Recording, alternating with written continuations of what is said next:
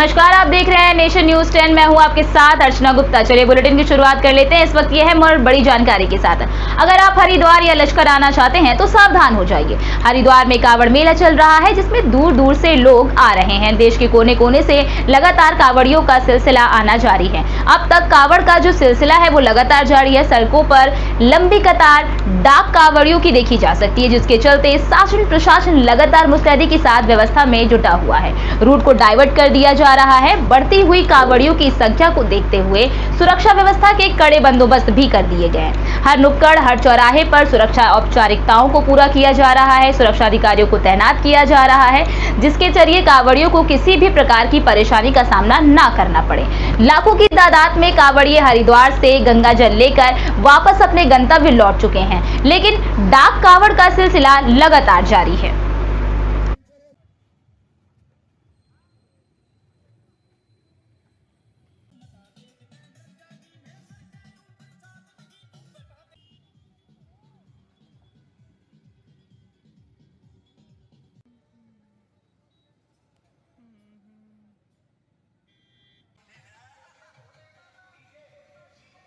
चलिए अब खबरों में आगे बढ़ते हुए आपको बता दें कि शिव भक्तों के स्वागत के लिए उनके ऊपर पुष्प वर्षा करवाई गई।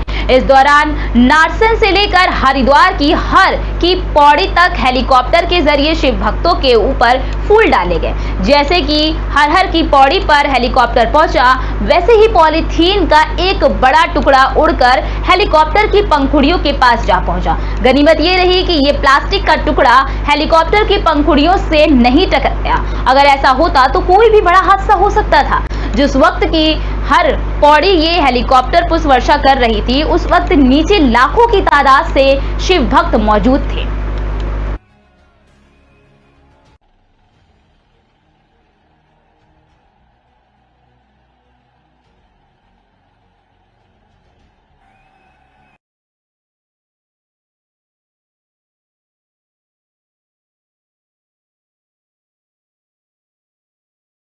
अब चलिए खबरों में आगे बढ़ते हुए आपको ये भी बता दें कि हरिद्वार में चल रहा कावड़ मेला पूरे चरम पर है। चारों तरफ कावड़िए की ही कावड़िए दिखाई दे रहे हैं। किसी भी प्रकार की कोई असुविधा या अराजकता ना हो, इसलिए चप्पे चप्पे पर पुलिस तैनात किए गए हैं। जैसे जैसे कावड़ियों की संख्या बढ़ रही है, वैसे वैसे पुलिस फोर्स भी बढ़ाई जा रही है। इसकी मॉनिटरिंग खुद उत्तराखंड पुलिस महानिदेशक अशोक कुमार कर रहे हैं। कावड़ मेले में कोई भी अप्रिय घटना ना हो, इसको लेकर अशोक कुमार की तरफ से अधिकारियों को दिशा निर्देश जारी किए जा रहे हैं। उत्तराखंड पुलिस महानिदेशक अशोक कुमार का कहना है कि केंद्रीय एजेंसियों ने कावड़ मेले को लेकर जो अलर्ट जारी किया था, उसको देखते हुए हमने शुरू से ही कावड़ मेले की सुरक्षा के चाक चौबंद इंतजाम किए हैं। यदि कोई असामाजिक तत्व कावड़ मेले में आता है तो वो पुलिस की नजर से बचकर नहीं जा सकता है। देखिए, हम तो अलर्ट के प्रति शुरू से हमने अपनी ओर से बेस्ट पॉसिबल व्यवस्थाएं की हैं। हमारी बम डिस्पोजल स्क्वाड टीमें लगी हैं, ATS एंटी टेररिस्ट स्क्वाड लगी है और BDS लगी है, जो डॉग स्क्वाड्स होते हैं वो लगे हैं। तो हमारे सब जगह निरंतर निगरानी है। पूरे क्षेत्र में 400 से ज़्यादा CCTV कैमरे लगे हैं। ड्रोन कैमरा से हम निगरानी कर रहे हैं। अगर कोई ऐसा प्रयास करता भी है तो हमारी नज़रों से बच नहीं पाएगा। वहीं खबरों में आगे बढ़ते हुए आपको बता दें कि धर्म नगरी हरिद्वार में कावड़ मेले का आयोजन हुआ। करीब 8 दिन बीत चुके हैं और अब कावड़ मेले में दिन प्रतिदिन कावड़ियों की संख्या बढ़ती जा रही है।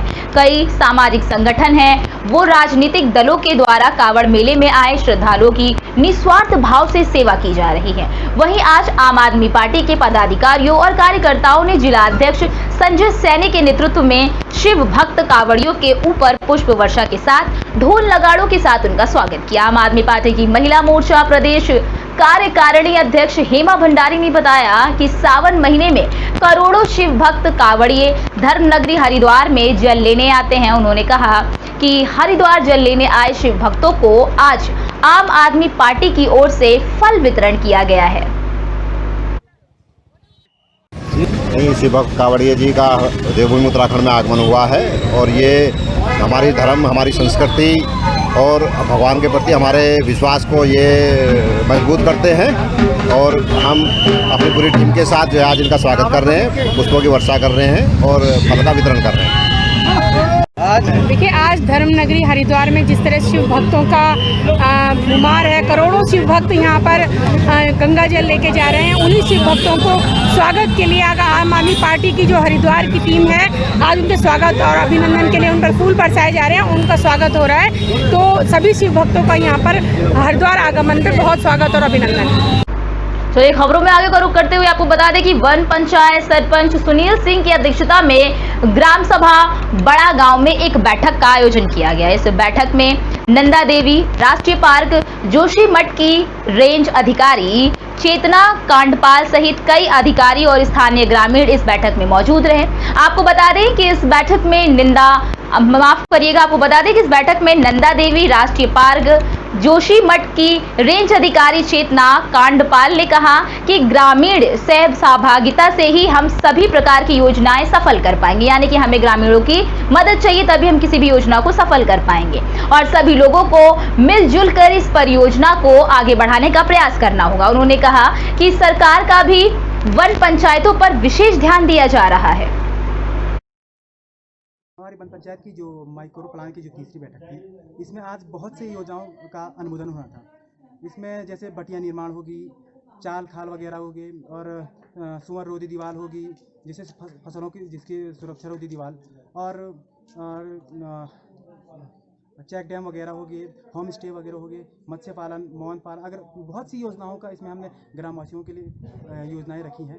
इसमें हमारे वन विभाग के वन क्षेत्र अधिकारी जी और वीट अधिकारी जी और साथ में हमारे प्रधान जी और समस्त जितने भी समस्त लोग वो यहाँ पे पधारे हैं। उत्तराखंड सरकार वन विभाग ने और जो वन निदेशालय है, इसने एक सोचा है कि वन पंचायत को कैसे सशक्त किया जाए और वन पंचायत क्षेत्र में एक रिसर्च आया था कि वन पंचायत क्षेत्र में धीरे धीरे जंगल खत्म हो रहे हैं। तो सरकार का मकसद यह है कि वन पंचायत क्षेत्र में वनों का विकास हो और वहाँ पर रहने वाले लोगों की आजीविका बढ़े। तो ये 5 वर्ष के लिए जो है वन पंचायत में एक सूक्ष्म नियोजन की योजना थी, जिसको हमने पहली बैठक की जिसमें लोगों को जानकारी दी। दूसरी बैठक में हम लोगों ने लोगों से डिस्कस करके, अलग अलग समूह से डिस्कस करके प्लान बनाया और तीसरी बैठक ये है कि जो दूसरी बैठक में जो प्लान बना है इसका आज अनुमोदन होना है। तो यहाँ पर इसीलिए चलिए अब खबरों में आगे बढ़ते हुए आपको जौनपुर का हाल भी बता दें। जौनपुर में आपको बता दें कि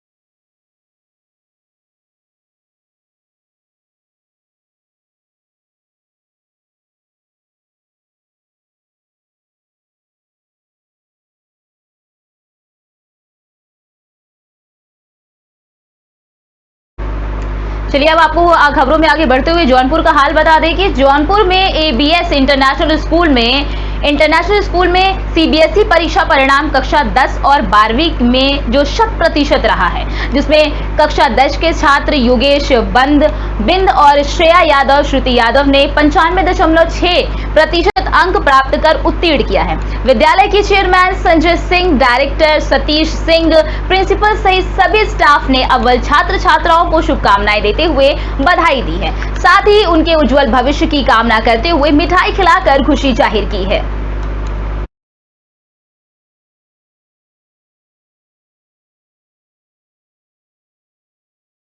अब चलिए आपको अरुणाचल प्रदेश का भी हाल बता दें कि अरुणाचल प्रदेश के कुरुंग किमे जिले में भारत चीन सीमा के निकट से पिछले सप्ताह लापता हुए असम के 19 श्रमिकों की तलाशने की जो काम है वो शनिवार को भारतीय वायुसेना के हेलीकॉप्टरों को लगाया जाएगा। एसडीआरएफ पहले से ही उनकी तलाशी में लगा हुआ है। अधिकारियों ने बताया कि इस बात की जानकारी दी है कि इस बीच लोकसभा में कांग्रेस के उपनेता गौरव गोगोई ने रक्षा मंत्री राजनाथ सिंह से इन लापता श्रमिकों को तलाशने के लिए सेना को लगाने का अनुरोध किया है।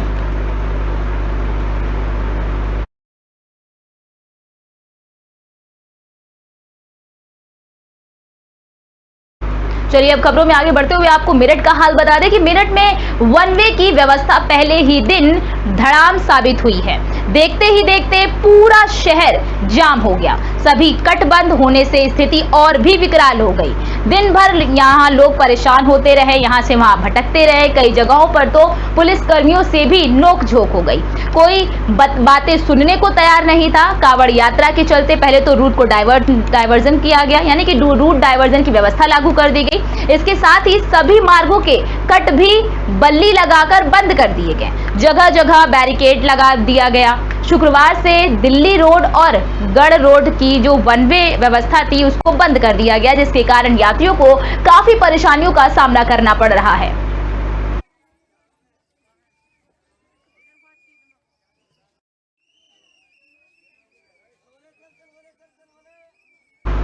वहीं खबरों में हिमाचल प्रदेश के बारे में बताया जाए तो विश्वविद्यालय शिमला के 53वें स्थापना दिवस के अवसर पर आज विश्वविद्यालय परिसर में ग्रामीण पूर्ण, आपको बता दें कि गरिमापूर्ण समारोह आयोजित किया गया। इस अवसर पर मुख्य अतिथि राज्यपाल राजेंद्र विश्वनाथ आर्लाकर के साथ शहरी विकास मंत्री सुरेश भारद्वाज और शिक्षा मंत्री गोविंद सिंह ठाकुर भी उपस्थित थे। उपराज्यपाल ने प्रदेश विश्वविद्यालय के अध्यापकों और विद्यार्थियों को स्थापना दिवस की शुभकामनाएं देते हुए कहा कि शिक्षा का मुख्य ध्येय व्यक्ति को संस्कार बनाना है, यानी कि संस्कारी बनाना है। उन्होंने कहा कि पाठ्य पुस्तकों के अलावा अच्छी किताबें पढ़ने से ही हमारा सर्वांगीण विकास संभव है। उन्होंने कहा कि बदलते दौर में हम अपनी सोच में भी परिवर्तन लाने की आवश्यकता समझते हैं, यानी कि जिस तरह से दौर बदल रहा है हमें अपने सोच को भी बदलना चाहिए। इसके लिए जरूरी है कि हम किताबें पढ़ें।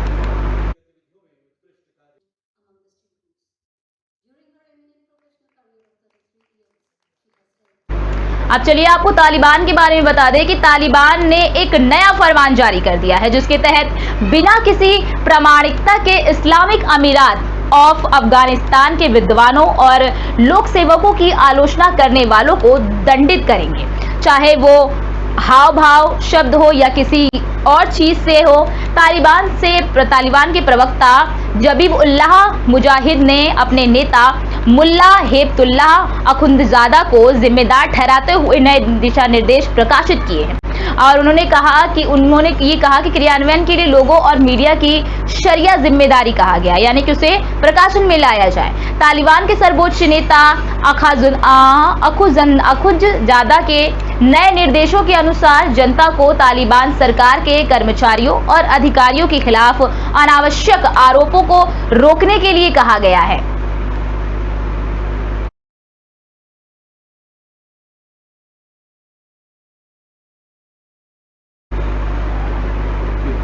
चलिए अब खबरों में आगे बढ़ते हुए आपको बता दें कि दुनिया में जलवायु परिवर्तन और हिमालय में अनियोजित मानवीय हस्तक्षेप से पहाड़ी क्षेत्र में आपदाओं का सिलसिला लगातार बढ़ता जा रहा है। परिणाम स्वरूप ये हुआ कि आम लोगों को काफी नुकसान हो रहा है। यही कारण है कि हाल ही में अचानक आई बाढ़ ने जम्मू कश्मीर के पहलगाम में अमरनाथ गुफा मंदिर के पास एक बस कैंप को नष्ट कर दिया गया, जिसमें 15 तीर्थ यात्री मारे गए थे। इस पर विशेषज्ञ ने लोगों और सरकार को चेताया भी था और कहा कि समय रहते कदम नहीं उठाए गए तो परिणाम भयंकर हो सकते हैं।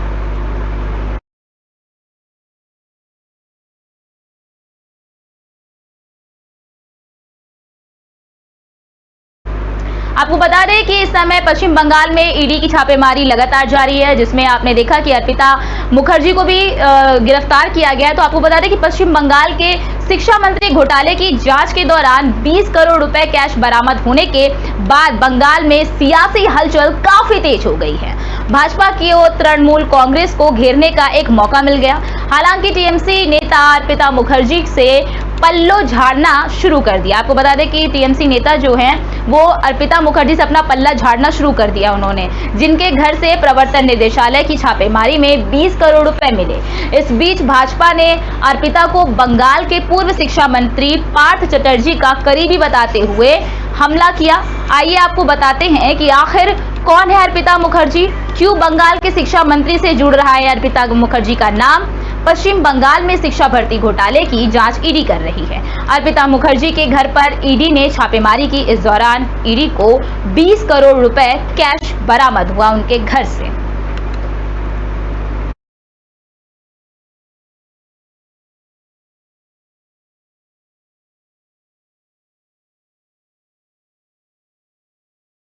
चलिए वहीं अब खबरों में आपको बता दें कि अल्मोड़ा जिले के विकास खंड सल्ट के ग्राम पंचायत खुमाड़ में प्रसिद्ध पंचुलेश्वर महादेव मंदिर में शिव महापुराण कथा यज्ञ शुरू किया गया। सुबह से ही भक्त पूजा अर्चना करने के लिए पहुंच गए, जिनमें डंगूला, चमकला, शशिखाल आदि गांव के ग्रामीणों ने शिव महापुराण कथा यज्ञ में भाग लिया। वहीं व्यास लक्ष्मी दत्त जोशी ने बताया कि शिव महापुराण कथा यज्ञ की शुरुआत की गई है। महापुराण यज्ञ में लोग दूर दूर से आ रहे हैं।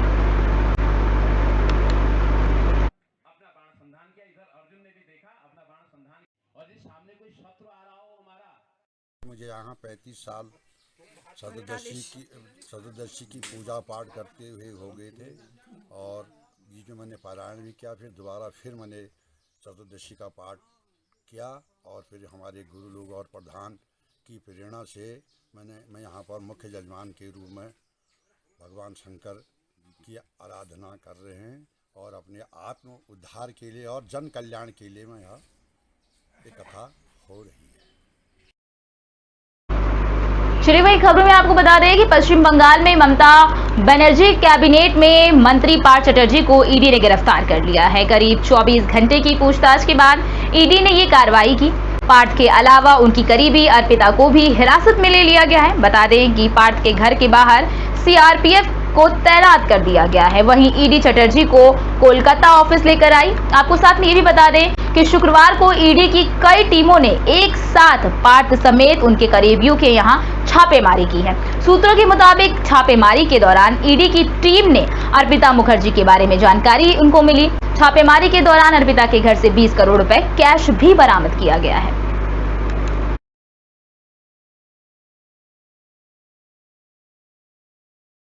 चलिए आपको बारिश का हाल बता दें कि बारिश का लुत्फ उठा रहे हैं तो वहीं कुछ लोग के लिए बारिश परेशानी का सबब बना हुआ है। मौसम विभाग ने इस बीच मौसम विभाग के कई राज्यों में बारिश का हाई अलर्ट जारी कर दिया गया है। आपको बता दें कि कुछ लोग ये कह रहे हैं कि आईएमडी ने राजधानी दिल्ली, पंजाब, हरियाणा, उत्तर प्रदेश, बिहार और झारखंड में हल्की बारिश की संभावना जताई है।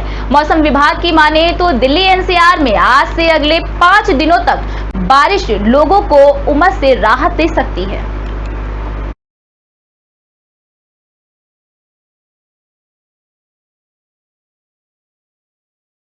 चलिए वहीं दिल्ली पुलिस ने 15 अगस्त को देखते हुए राजधानी दिल्ली में ड्रोन और पैराग्लाइडर आदि के उड़ानों पर रोक लगा दी है। बता दें कि प्रतिबंध 16 अगस्त तक जारी रहेगा। वहीं इस पर दिल्ली सरकार का क्या कहना है इस पूरे मामले में हम आपको आगे दिखाएंगे। इस दौरान उन्हें राष्ट्रीय सुरक्षा की बात भी कही और राष्ट्रीय सुरक्षा के कड़े इंतजाम भी किए हैं।